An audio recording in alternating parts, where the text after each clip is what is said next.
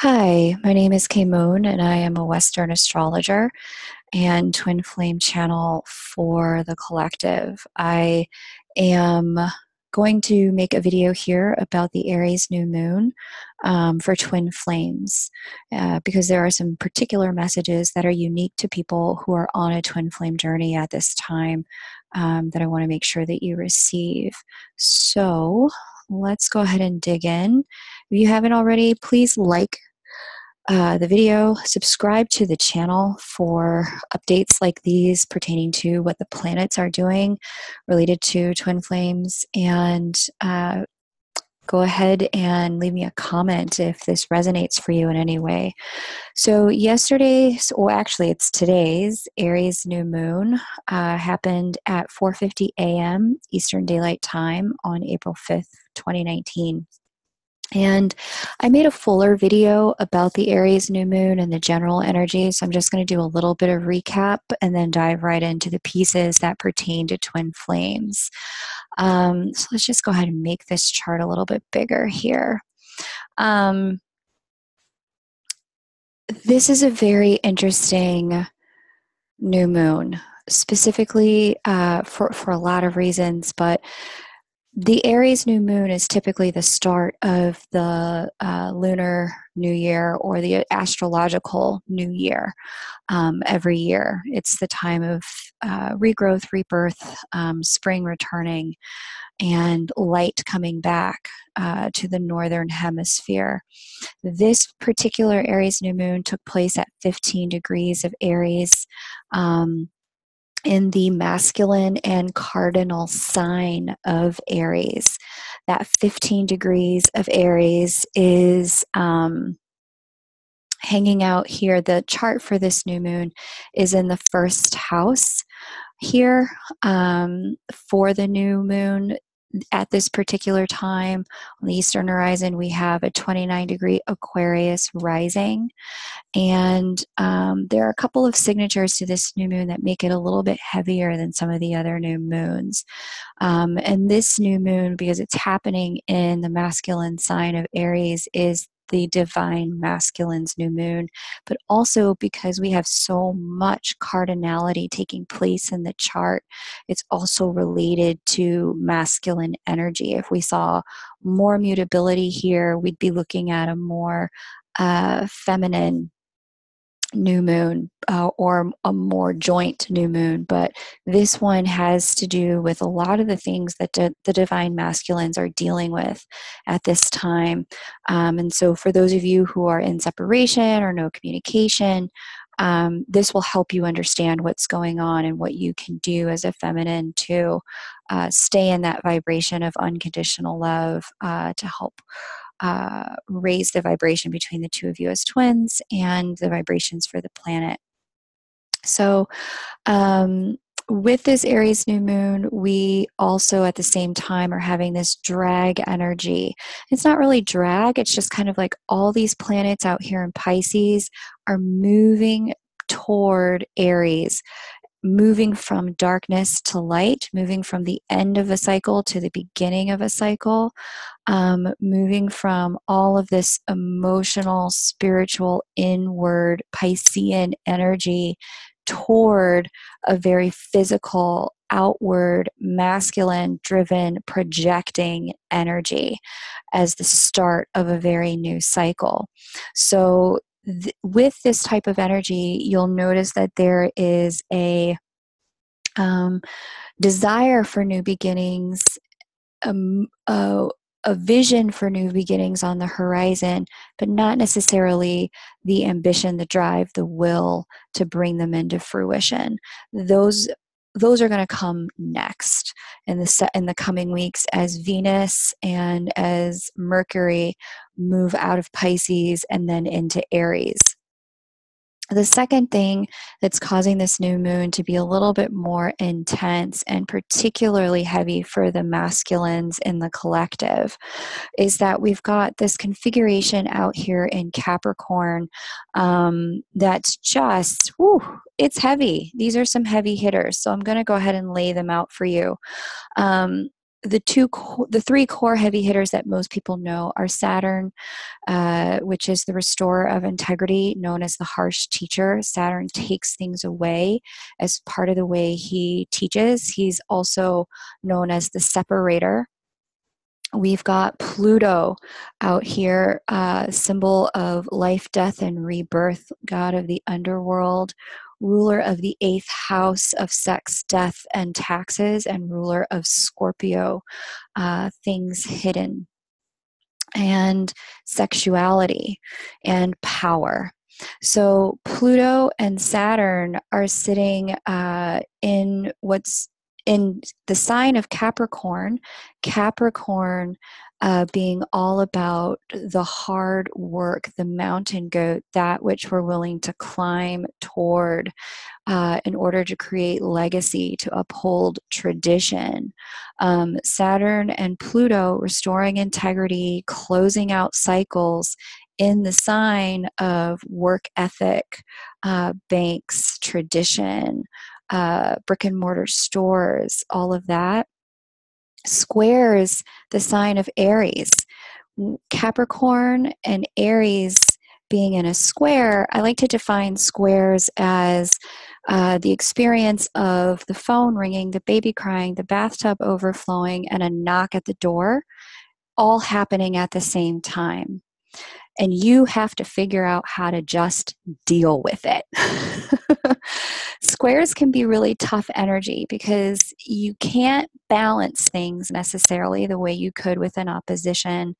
Things aren't naturally harmonious the way they are with a trine, or capable of becoming harmonious with a little effort as they are with a sextile.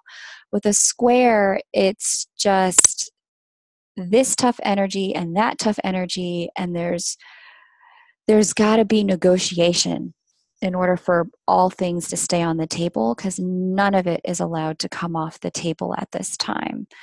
So what's happening here with this Aries new moon for the masculines in the collective is this tension between what I want, my ambition and drive, what I know is the place I need to go. That's the new moon in Aries. And everything that I have built prior to now. That's Capricorn. Everything I've worked for, everything I've striven for, everything I've put my essence and energy into as a masculine energy, and that I am now needing to restore integrity to. Saturn, Pluto, close out karmic cycles, let certain things die, release them, and start over again. And this is significant in particular because Pluto and the South Node are sitting so close to each other. And within days of this new moon, the Sun and the Moon are going to sit exactly square to this energy here between Saturn, Pluto, and the South Node. The South Node and the North Node in a chart tend to represent these kind of karmic black holes, or like wormholes or time travel holes, where we have the capacity to suck in from the future. That's the North Node. That's what we're willing to trying to call in and ground into the planet. South Node, we can also suck in from the past.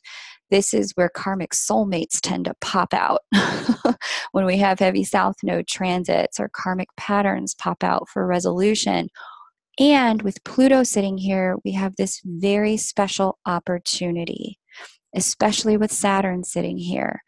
The South Node being flanked by these two heavy hitters, we have this special opportunity to almost use the South Node like a toilet bowl and set some very clear intentions about what we want to flush out of our experiences with our twin, what we're no longer going to do together. This could be, depending upon the patterns between you and your twin, because this new moon is falling in the first house of, who we are. This could be saying goodbye to patterns of bad talking, nasty talking each other behind one another's back online. This could be releasing, using the kids as collateral between yourself and your twin, or yourself, your twin, and your karmic, trying to use them as bargaining chips. This could be because right across from Capricorn is the sign of the family, the North Node sitting in Cancer. This could also be saying goodbye to work situations that keep us from being together or staying in a vibration of unconditional love. Or if there's a karmic pattern or karmic partner playing out around work that are causing a delay in the twins' evolution, this could be a moment where you can use this energy to release all of that by setting intentions and doing the manifestation work that you know how. Now, I want to come back to this configuration in Capricorn because it's very special, because sitting with these three heavy hitters in Capricorn, we also have Pholus at 2 degrees Capricorn. The mythology of Pholus I won't go too deep into, but it's a storyline of self-sacrifice, and it's all about letting go. Not letting go, but laying oneself on the altar, being almost collateral damage for somebody else's will, being the sacrificial lamb for someone else's needs, or the innocent bystander caught in the crossfire. That's the storyline of Pholus. Chariklo flanking, bookending this, so that's the initiation into Capricorn. That's almost like looking at the overall energy. For those of you who do tarot readings, this is like looking at the overall energy for a reading. There's some self-sacrifice going on here that the masculine is, that's setting the stage for all of this energy for the masculine. And then out here, bookending the energy is Chariklo. A little bit of the mythology around Chariklo is that her son accidentally looked upon a goddess that she was maid servant to, and that goddess then cursed the son with blindness. And Chariklo went to that goddess, and as she was the maid servant, the hand servant of the goddess, and she said, please restore my son's sight. It was an accident. He didn't mean to see you fully naked and unclothed. The goddess said, I can't give your son back his sight, but what I will do is I will give him the ability to see without eyes. Chariklo in that story represents the intercessor, one who intercedes on behalf of another. With that intercession here, Chariklo being so close to the next sign here, a fixed sign, Aquarius, and Chariklo also bookending, being the light at the end of this very heavy tunnel, because all the planets move in this fashion around the chart.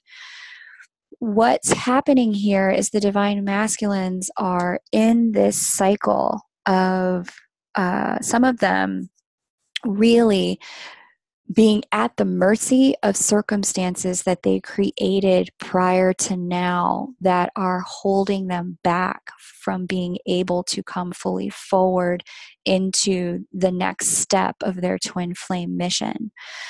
As a result, there's a couple of interesting things here that, can happen as a divine feminine witnessing this energy here in Pisces, Venus here at 11 degrees, sitting with Nessus. I mean, every asteroid and planet has its light and its dark. Nessus represents obsession, that which we cannot let go. Venus being love, money, and most of all, the magnetic attraction point in a chart.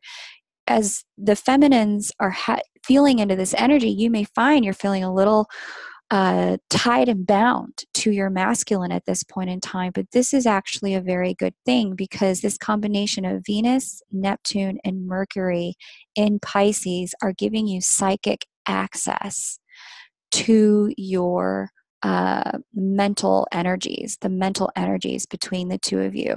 So you have the opportunity to act as the intercessor in this circumstance, reassure your divine masculine, like, look, do what you got to do. Our connection is always going to be our connection. and to feed positive thoughts and affirmations into the energy between you to support his ability to move through these challenging energies. The other thing that there's a real opportunity for here as divine feminines is if you know what his dreams are, not imposing your dreams on him, because that's not love, that's not free will, not imposing your dreams or your desires for a union, but really specifically taking a stand for his dreams as a way of maintaining the vibration of unconditional love and the connection. You can do what you know how to do in terms of manifestation with water and with earth, because these are water and earth signs, and with fire here, Aries new moon. You can do what you know how to do with manifestation techniques to support his dreams coming into fruition and releasing things that he has acknowledged consciously that he is ready to release. Again, I really want to stress the importance of not choosing for him, not deciding for him what to release, what he should be working on, what his dreams should be. This is not that new moon. In fact, there's never a new moon for that, because that is trying to override another's free will. And that's the opposite of unconditional love and what we're here to do as twins. So, just being in that level of support as a divine feminine, especially when you're at a loss for what to do, if your divine masculine sort of backed away recently, this is why he's caught in this cycle of really being at the mercy of things he's previously created, having to do with legacy work, ways he's planning to support himself, his family, move toward his dreams and goals, and some of the karma that's been created around all of that. And he's at a turning point and a crossroads over the course of this year, needing to figure out how he is going to complete these old cycles. So I say over the course of this year because this energy is going to stick with us for the next several months. And there are a few exit points for this energy, which I talk about in the Aries new moon video. I encourage you to take a look at that because those exit points will let you know when you can expect some of the relief from this heaviness. Because if, your life is going fine, but you're feeling this heaviness and you're internalizing it, you're not sure why you feel so heavy and so sad, it may not be you, especially because this tether here, this cord here in Pisces is amplifying the energetic and emotional and mental connection between divine masculines and divine feminines at this time. What's about to happen going forward? Like I said, there are these exit points for this energy. This energy is going to last for several months. Please take a look at the Aries new moon video, the general Aries new moon video, for what the exit points look like. The next thing that's about to happen in this cycle is Jupiter is about to go retrograde in Sagittarius here in the 10th house. This is going to be interesting for the divine masculines because Jupiter typically represents the husband in a woman's chart. It represents the divine male consort, while Juno represents the divine feminine. And you can see here that they are opposite each other in this chart almost to an exact degree. They're 2 degrees apart in opposition, which means there's got to be some give and take and some balance here as he works through these karmic patterns and these karmic cycles over the course of this year. Juno, we're going to talk about this grand trine that Juno has going on in the chart as a way that divine feminines are being placed in a cycle of ease at this time, while the divine masculine does some deeper work. But Jupiter here, about to go retrograde, Jupiter tends to represent expansion, hope, possibility, opportunity. In a more mundane sense, we're talking about straight up money. We're talking about cash. We're talking about work, certain things around work and self-esteem. With Jupiter preparing to move backwards in the chart, you may find, especially with this energy that we talked about here in Capricorn, you may I want to prepare the divine feminines for what may look like some level of backslide from their divine masculine. And it's not that he's backsliding, it's that he's done this thing that's been happening in Capricorn. There have been a slew of other asteroids and planets moving through Capricorn over 2018. This energy has been here for a while. He isn't backsliding. He's actually going in to clean up house a little bit more. This is the equivalent of needing to gut a house before you can renovate it. It's the equivalent of needing to deep clean a house that has been infested with termites, like needing to tent the house and then put one of those, I don't know, extermination bombs in it to like kill off everything that no longer serves, and even the tiniest crevices. This is deep transmutational work that the divine masculines are doing this year. It started last year, and it's heavy, heavy, heavy, heavy. So with their symbol, Jupiter, preparing to move backwards in Sagittarius, the sign of truth, the sign of ideals, the sign of our greatest hopes and travel. What you may see is that these things take a more inward and hidden energy in the next several months while Jupiter is retrograde. So Jupiter is going to go retrograde, I believe, at the end of this month.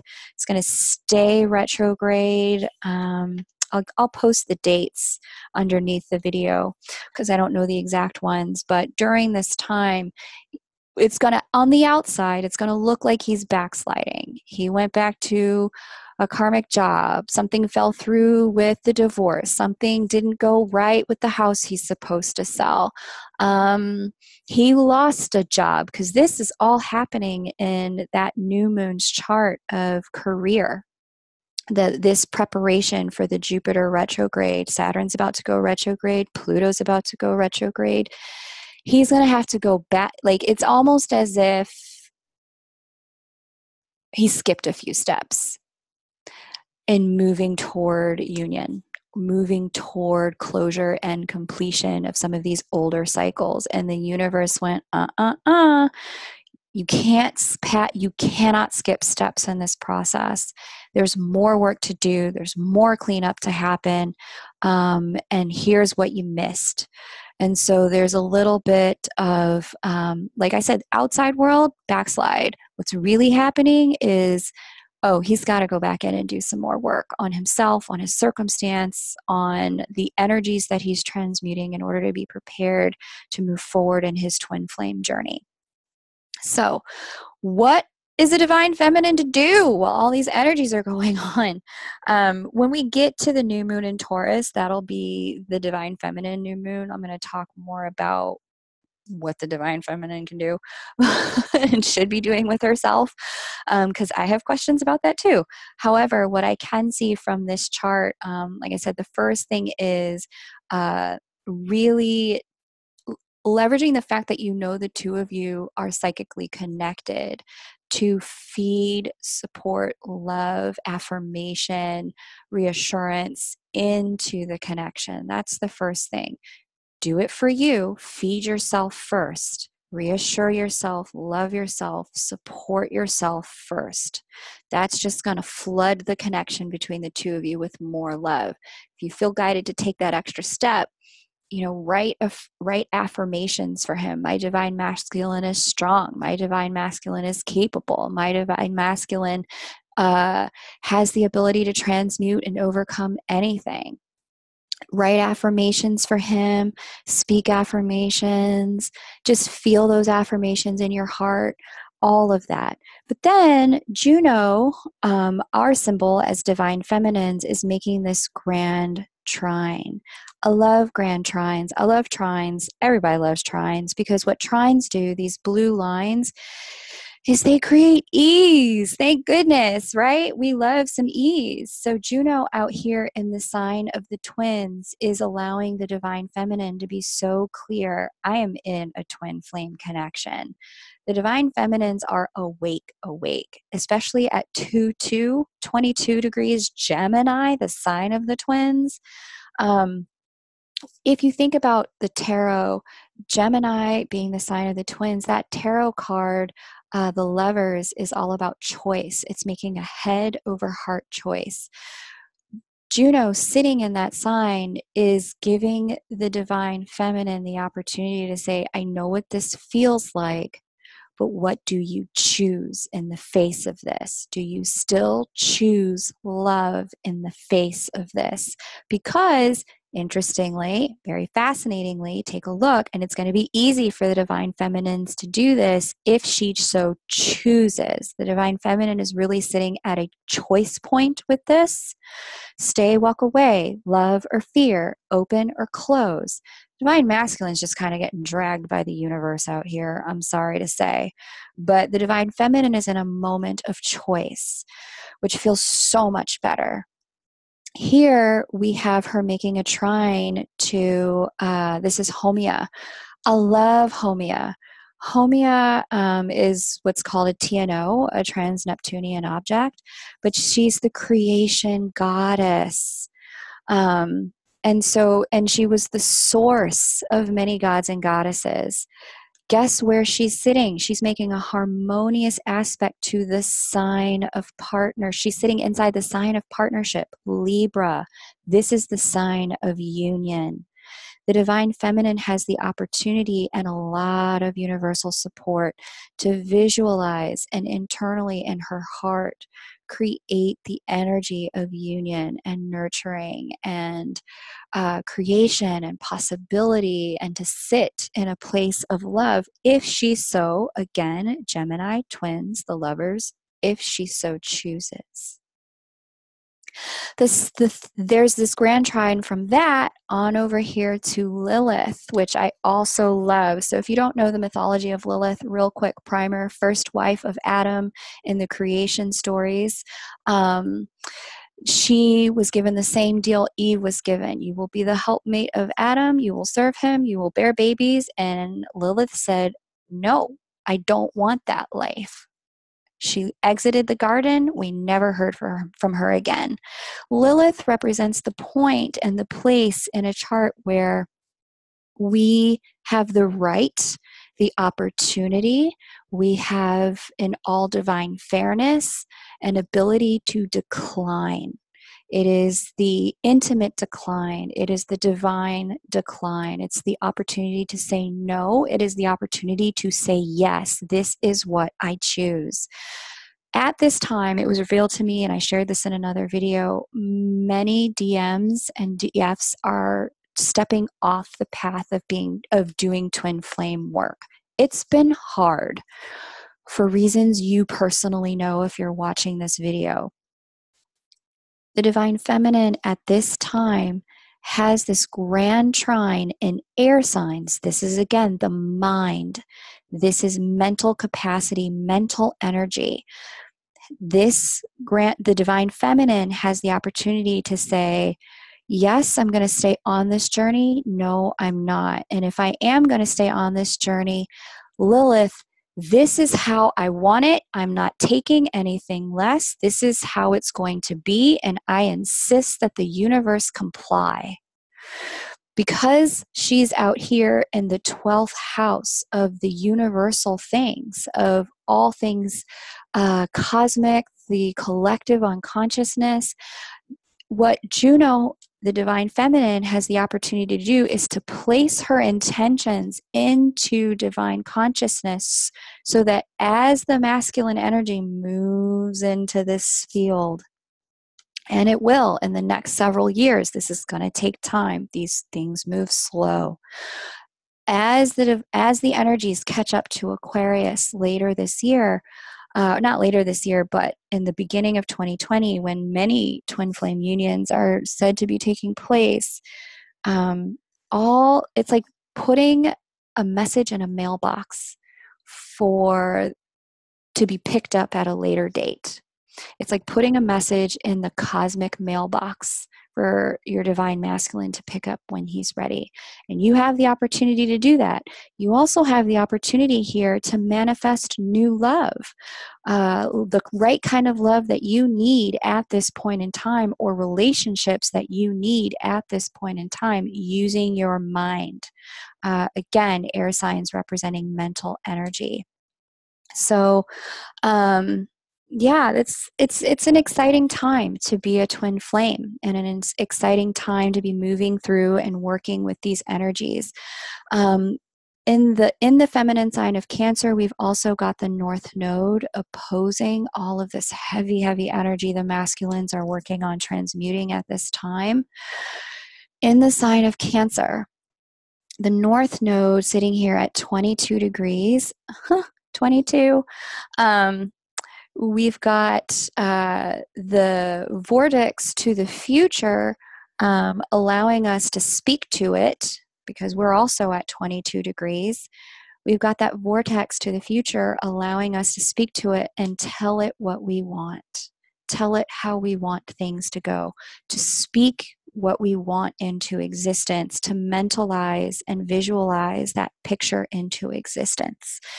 So, yeah, that's the Aries new moon. I'm going to do a quick view for those of you who want to stick around for it. I'm going to talk about how this is playing out for the United States at this point in time, for twin flames in the United States, because there's a really heavy money aspect to this. And whether your twin has told you or not, there are likely some financial reasons why they have not come fully forward, or financial issues that are causing certain blockages in their world. So I want to speak to those really quickly.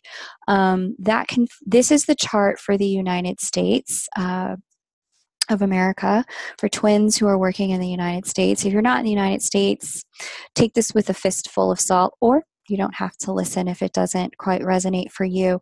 All of that transmutational energy in Capricorn the divine masculines are working on are happening here in the United States' second house. Second house represents money, earned income, and self-esteem. This is money we make through our own efforts. And with this reconstructive energy happening here in the second house, much of what's going on for the divine masculines is really, it's hitting the wallet. It's hitting them in a way financially that they probably haven't, many of them probably haven't shared. Maybe some of you do know, but as in Western culture, many of us are aware that men's self-esteem is quite often tied to the money they make, the way they feel like they can provide. That being said, there's a big reconstruction happening here as it pertains to global male identity tied to providership. The way that men have been taught your value only lies in what you can provide for another physically is what's up for decomposition. It's up for death. It's up for rebirth. It's up for redefinition. It's up for restoration of integrity. Many men, in particular divine masculines, they're not going to be able to do that work in your presence as a divine feminine. Their work and their job is really to go into the darker male energies on the planet as a divine masculine, take those energies on, transmute, and then transcend them. They can't necessarily do that while holding the divine feminine's hand. At this time, what's called for by the divine feminines who are willing to stay on this path, because again, you have choice.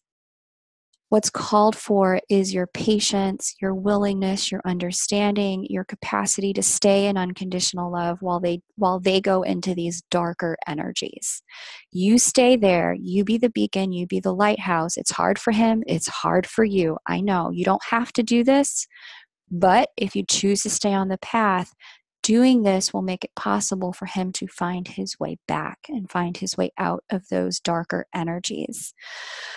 So, In this chart of the United States, I'll just speak really quickly to where the divine feminine lives. Again, here's Juno sitting out here in the 7th house of partnership. The divine feminine's work at this time is to be holding the vision of partnership, holding the vision of what's possible for two people in love when it comes to relationship on the planet.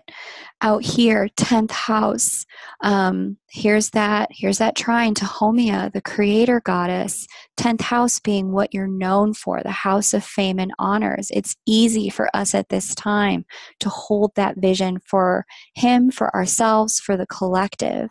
And then again, we have that trine down here. No accidents, people. So Lilith sitting here in the 3rd house of communication. It's our job to be communicating the dream. So I'm going to stop here. Thank you for watching. Please subscribe to get more updates like this on what's happening in the Twin Flame Collective as we move through the transits of 2019. I know this energy is tough for a lot of people. You have free will. You don't have to continue to stay on this path, but if you choose to do so, I'll be continuing to put out updates for you about what's happening and the energies around our next steps. So thank you. And again, please like, share, subscribe, and comment.